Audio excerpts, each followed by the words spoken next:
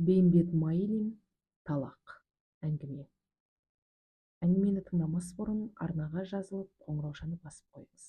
Рахмет. Күн ұзаққа Айдарбектің үйі ұрыспен болды. Ерлі-байлы екеуі бірін-бірі іліп қағып, бірінің тілін бірі алмай, әлі жеткен өш алу жолын қарастырып отырған секілді. Бұрын мұндай ұрыс болғанда аяқ жағы таяққа тіреліп, Зейнептің кетіне көбіне таңба түсіп қалатын. Зейнеп оны сезсе де сүйекке біткен қарыс балық еркін алып, бір табанға шейін бас имейтін. Ұрыстарының көбі болмашы нәрседен шығатындықтан, Зейнептің сөзі Айдарбекке кей кездерде үстіп келіп, төбелессіз де жарасып кете беруші еді. Бүгінгі ұрыстары зілдірек. Айдарбек ертеден бері тамақта ішкен жоқ. Кикілжіңнің кіргеніне бір жеті болып қалған. Содан бері бір-біріне дұрыс жауап бермей жатқанда Айдарбек іргеге, Зейнеп от жаққа қарап жатады. Есіктің алдына тоқымды төсеп жіберіп, Айдарбек талдан керіп торды қуға кірісті. Зейнеп үлкен бөлмесіндегі пешке арқасын сүйеп отырып ұршы қиырды. Әке-шешесі ұрысқа кіргелі бойын жазып ойнай алмай, Күләмза да жүдеуге айналып еді. Бүгін үйінің ішінен өзгеше жандану, қозғалыс, іскерлік көрінген соң, біраздан бері терезенің түбінде жинаулы тұрған қуыршағын алып, жаулығын жамылдырып, кеңдіруге айналды. Қуыршаққа жамылдырған жаулық Күләмзаға ұнап кетті. Өзінің шеберлігіне, ептілігіне қуанып, қуыршаққа кішкене қарап отырды да, «Әже, әже!» деп Зейнептің ұршық жүгіртіп отырған қолына жабысты. Зейнеп қарамады. Неге қарамағанын Күләмза сезеді. Бұрын қуыршақ істегенде ел ішінде атаққа шыққан Көкауыз келіннің жаулығының модасы деп Күләмзаның қуыршағын Зейнептің өзі талай жамылдырып берген. Енді бүгін Зейнепсіз-ақ қуыршағын өзі жөндеп алған соң, қуанышын әжесіне айтпай Күләмза төзе алатын болмады. Бірақ әке-шешесінің арасындағы салқындықты сезе жүргендіктен, бір рет айтқанына назар салмаған соң, қуыршағын қайта көрсетудің тиіс еместігін біле алмай, Күләмза даң болды. Әйтсе де тағы бір айтып көрейін дегенде, «Әже, әже!» деп жабыса бергенде, Зейнептің ұршығы иіріп отырған қолы қақтығып қалды. «Тас тәрі қу қатын болмай қалармын деп қорқасың ба?»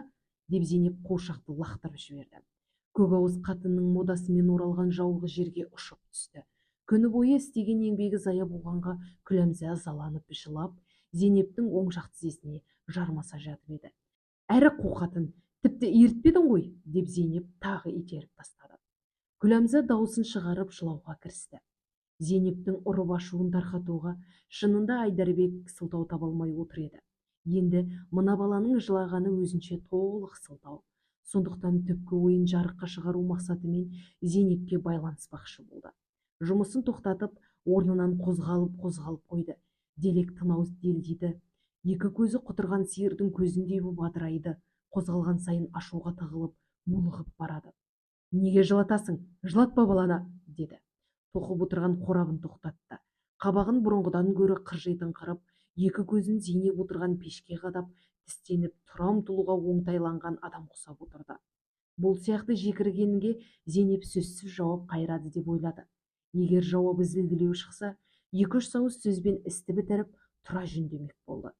Зейнепке Айдарбектің дауысының қай түрі болса да мәлім болғандықтан, ұруға ыңғайланғанын сезіп, ол үндемеске тырысты. Зейнептің қулығына Айдарбекте таныс, ұрмаса ашу тарқамайды, сондықтан қайтсе де ұрмай қоймаймын деген оймен сөзді қайта бастады. «Ит, қолыңа ұстаған жалғыз қарғаң, қасқыр құсап қабағында отырасың!» деді. Зейнеп шыдай алмады.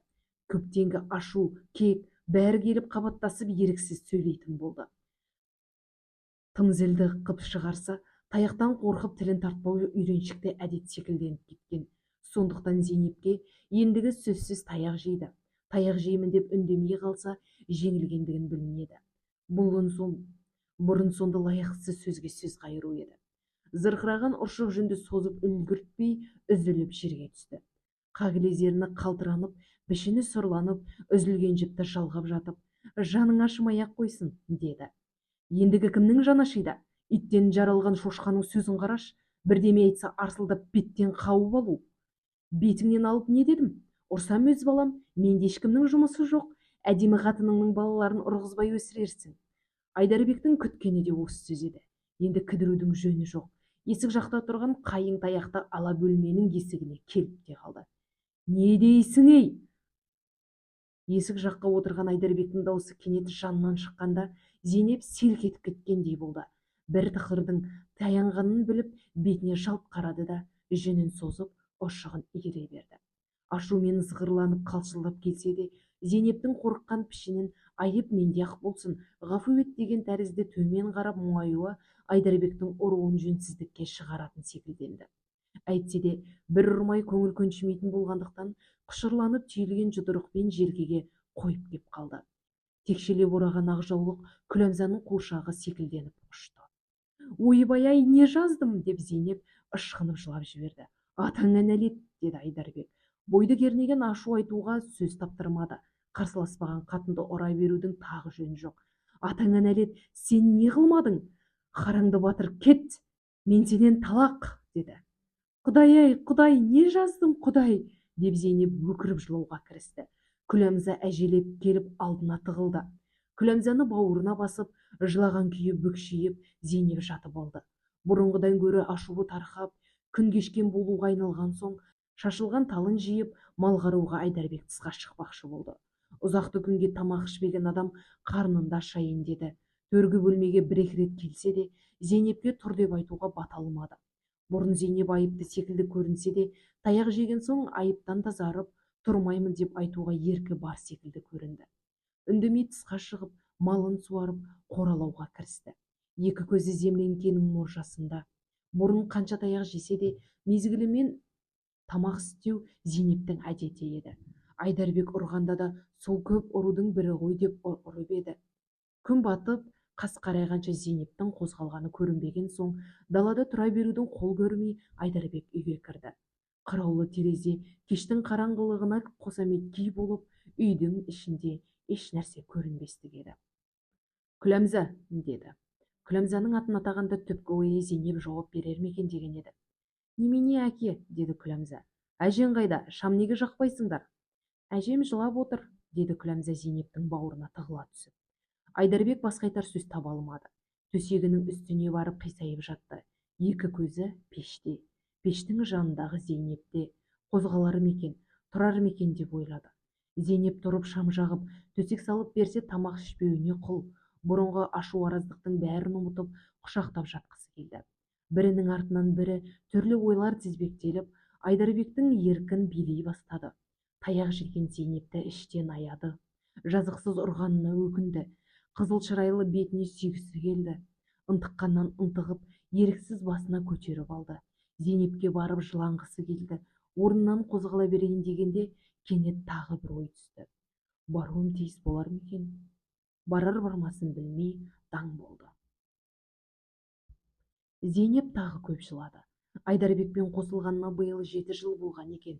Содан бері өткізген өмірінде қызғылықты күн шамалы. Байының мінезі теріс, болмашыл сылтау қылып 2 күннің бірінде ұрады. Келген кезде таяққа шыдай алмай, қайдан тап келді екен деп налып жүргенінде осы Күләмза туған. Тұңғыш баланың адамға ыстықтығы қандай? Күләмза туғалы Зейнеп таяққа да үйреніп, ашу араздыққа да жоба тоқып жүре беруші еді. Жаңа Айдарбектің алмалы-салмалы мінезі Зейнептің тыныштануына себеп болды. Түнерген бұттай бұрқырап бұрқ-сарқ келсе де, сағатына жетпей ашуы тарқап, екеуі ойынға, әзілге кіріседі. Жетесіне бір ұрысу, ұрысқан сайын ұру, екеуінің ойынша да тұрмыстың заңы, шариғаттың бұйрығы секілденді. Олай ойлауларына себеп жайшылықтан гөрі, араздасқанның артынан екеуі бірін-бірі айлап жылдап көрмеген адам секілденіп құшақтайды. Сондықтан екеуі ашуланысқанында бірін-бірі жәбірлесе де, бірін-бірі көрместік сөз айтса да, ұзамай бір қызғалықты тұрмыс қайтатындарына сезетін секілденеді. Айдарбек бүгін де солай болады деп ойлап еді. Бірақ Зейнепте ой екінші түрлі еді. Бұрынғы қалыппен таяқты елемей ісін істеп, алдағы қызғылықты тұрмысқа әзірлену бүгін Зейнепте жоқ еді. Өйткені желкеге тиген жұдырықтан гөрі бір ауыр, салмақты нәрсе бар. Зейнептің соншама жылауына, бүкшиіп жатып алуына сол себеп болды. Қанша ойласа да ұшына шығу қиын. Ол талақ еді. Зейнеп елде жүргенде шешелерінің айтқанын естетін. Неке ерлі байлы адамның тұрмысын бірін-бірін байлайтын жіп, бірін-бірін көрмеген, бірін-бірі сүймеген екі адамды неке сүйдіреді. Неке махаббат жібі. Ерлі-байлы адам қаншама бірін-бірі көрмеске болып араздасса да, неке тұрған жерде махаббат үзілмейді. Ал ерлі-байлы адамның жиренішті тұрмысына дәнекер болып тұрған жіп түзетін бір нәрсе бар. Ол талақ.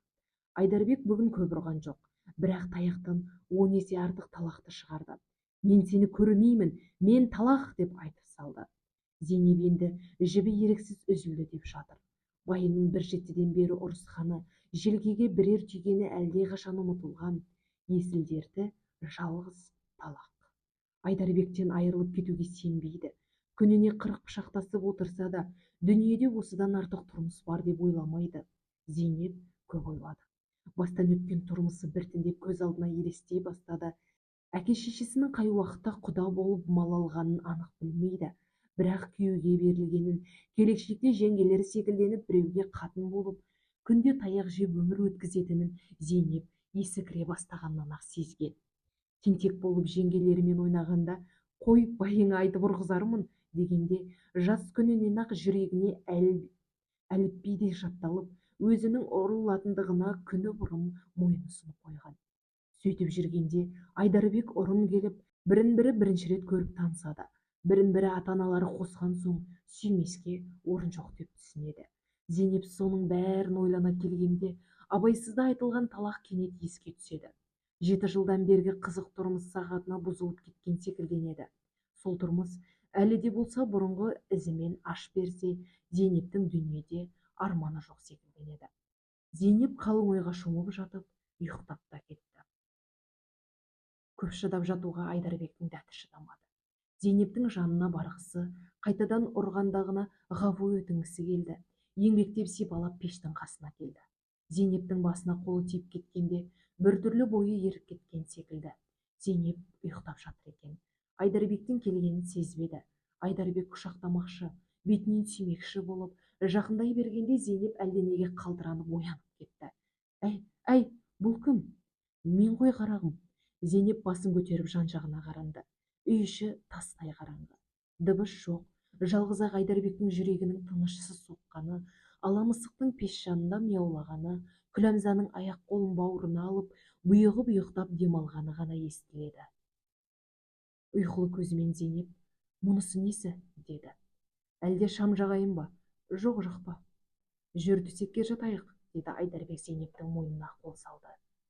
Зейнеп әлденені есіне түсіп тітіркеніп кеткендей болды. Талақты есіткелі қанша жыласа да, ескі тұрмысынан сағынып ынтықса да, Айдарбек қасына келген соң ашу қайта қозды. Сол қызғылықты тұрмысты бұзатын талақтай шығарған Айдарбекке лағнат оқығысы, оны сөккісі келді. Әрі мен кет, деп Айдарбектің қолын мойнынан алып тастады. Қой қарағым, ашуыңды бас. Ашуымды басқанда қайтпекпін. Жатайық. Жатайық Зейнепке таныс сөз. Зейнеп жатса, ескі тұрмысқа қайтқан болады. Бұрынғы қызықты өмірді қайттан көретін болады. Бірақ оған жібермейтін арада кедергі бар. Зейнеп шіміркеніп кетті. Өй бетсіз, не бетіңмен айтып отырсың? Не қылдым? Талақ қылғаның қайда? Айдарбек шошып кетті. Зейнепті ұрғанның соңынан қаншама ойласа да, ойына түспей жүрген бір нәрсе бар секілдеді. Ол осы талақ болып шықты. Талақтың түпкі мағынасын айыра білмесе де, ерлі-байлы адамға ұнамды нәрсе еместігін сезеді. Жалпы жұрттың тұрмысына бұл сирек ұшырайтын нәрсе. Қатынымен қанша араздасса да, ұрысып төбелессе де, талақ қылған ол жоқ. Олай болса бұл талақ жөнсіз талақ. Айдарбекке мұны айттырған еркін билеп кеткен ашу. Бірақ ашу уақытында айтылған сөздің шариғат қарауында қанша ауырлық жеңілдігінің барын айырып білерлік Айдарбекте молдалығы жоқ. Талақ жөнінен мұның бар білетіні бір-екі оқиға. Біреуі көрші ауылында Қасым қатынын менсінбей, сонда Қалтайдың қатынын алмақ болып көңіл қосады. Өз қатыны айырылып біреуге тимек болады. Сонда молдалар талақсыз неке қиюға болмайды деп, ағайыншылықпен айыпты малын төлеген соң Қалтайға да Қасымға да қатындарын талақ қылғызады. Талақ қылған қатындар тиетін байына бара алмай, үйінде отырып 3 ай мүддетін өткізеді. Талақ жөнінен екінші білетіні Ишан Хазіреттің 3 қатыны болған екен. Кіші тоқал тентектеу болып біреумен көңіл қосып қиянат қылған соң хазірет ашуланып талақ қылады. Сол қатын қартайғанша байғысыз отырған. Және біреулер шариғат сұрағанда Шолақ молланың айтқаны бар: адам өз қатынын бір рет талақ қылса, сол қатынды екінші бір адам алып, ол адам талақ қылғанның артынан 3 ай мүддетін өткізген соң бастапқы байына неке қиып алуына болады деп. Бұл әсіресе Айдарбекке тура келеді. Шариғаттың бұйрығын істемеймін десе, Айдарбек қатынын екінші біреуге қосып, ол адам талақ қылғанның артынан 3 айдан кейін барып неке қиып алу керек. Олай қылмаса, некесіз қатын ұстаған болады. Некесіз қатынның үйінің асы арам деп Шолақ молда 2 күннің бірінде қақсайды. Бірақ жастан қосылған әйелін Айдарбек неғып басқа біреуге қоспақшы?